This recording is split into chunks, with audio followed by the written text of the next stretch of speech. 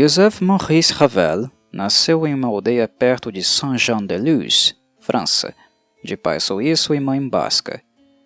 Sua formação familiar era artística e culta, e Maurice recebeu todo o incentivo de seu pai quando seu talento para a música se tornou evidente desde muito jovem.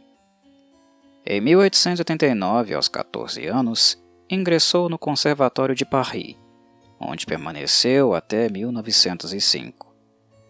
Nesse período, compôs algumas de suas obras mais conhecidas, entre elas o Pavane para uma Princesa Morta, a Sonatine para piano e o Quarteto de Cordas. Todas essas obras, especialmente as duas últimas, mostram a surpreendente perfeição inicial de estilo e habilidade que são as marcas de toda a obra de Ravel. Ele é um dos raros compositores cujas primeiras obras parecem pouco menos maduras do que as de sua maturidade. De fato, seu fracasso no conservatório, após 3 tentativas de ganhar o cobiçado Prix de Rome de composição, as obras que apresentou foram julgadas muito avançadas por membros ultraconservadores do júri, causou uma espécie de escândalo. Protestos indignados foram publicados, e músicos e escritores de mentalidade liberal, incluindo o musicólogo e romancista Romain Rolland, apoiaram Ravel. Como resultado, o diretor do conservatório, Théodore Dubois, foi forçado a renunciar, e seu lugar foi ocupado pelo compositor Gabriel Fauré, com quem Ravel havia estudado composição. Ravel nunca foi, de forma alguma, um músico revolucionário.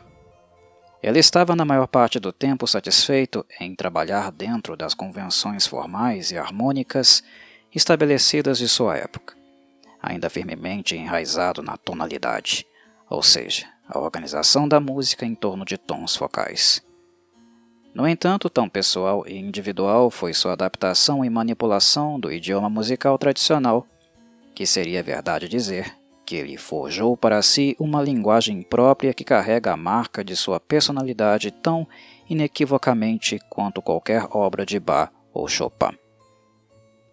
Embora suas melodias sejam quase sempre modais, ou seja, baseadas não na escala diatônica ocidental convencional, mas nos antigos modos frígio e dórico grego, suas harmonias derivam seu sabor um tanto ácido de sua predileção por notas adicionadas e apogiaturas não resolvidas, ou notas estranhas ao acorde que podem permanecer harmonicamente não resolvidas. Ele enriqueceu a literatura do piano com uma série de obras-primas, que vão desde o início de Judo, concluído em 1901, e Os Miroirs, de 1905, ao formidável Gaspard de la Nuit, 1908, Le Tombeau de Couperin, 1917, e os 2 concertos para piano, 1931. De suas obras puramente orquestrais, a Rhapsodie Espanhola e o Bolero são os mais conhecidos e revelam seu domínio consumado na arte da instrumentação.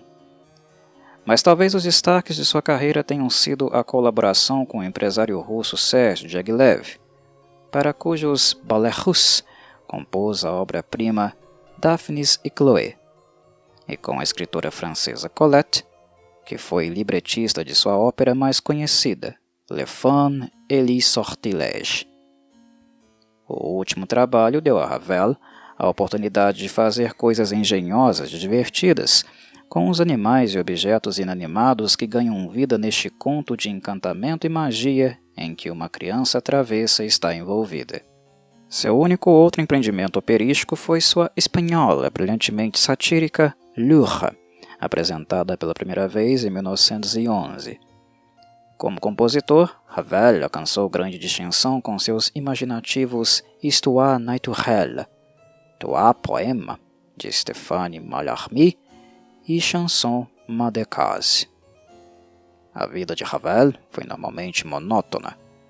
Ele nunca se casou, e embora gostasse da companhia de alguns amigos escolhidos, viveu a vida de um semi-recluso em seu retiro no campo em Montfort-l'Amaury, na floresta de Rambouillet, perto de Paris, Ele serviu na Primeira Guerra Mundial por um curto período como motorista de caminhão no front, mas o esforço era muito grande para sua constituição frágil, e ele foi dispensado do exército em 1917.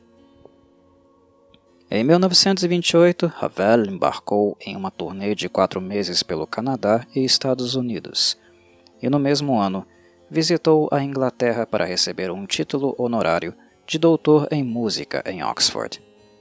Nesse ano também foi criado o bolero, em sua forma original de balé, com Ida Rubinstein no papel principal.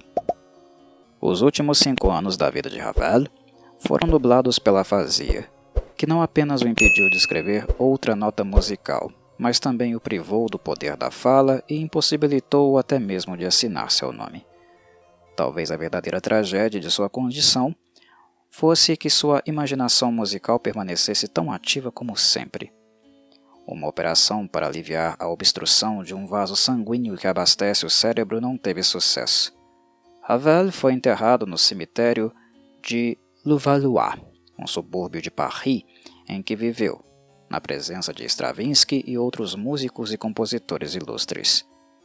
Para Ravel, a música era uma espécie de ritual, com suas próprias leis, conduzida por trás de muros altos, isolada do mundo exterior e impenetrável para intrusos não autorizados.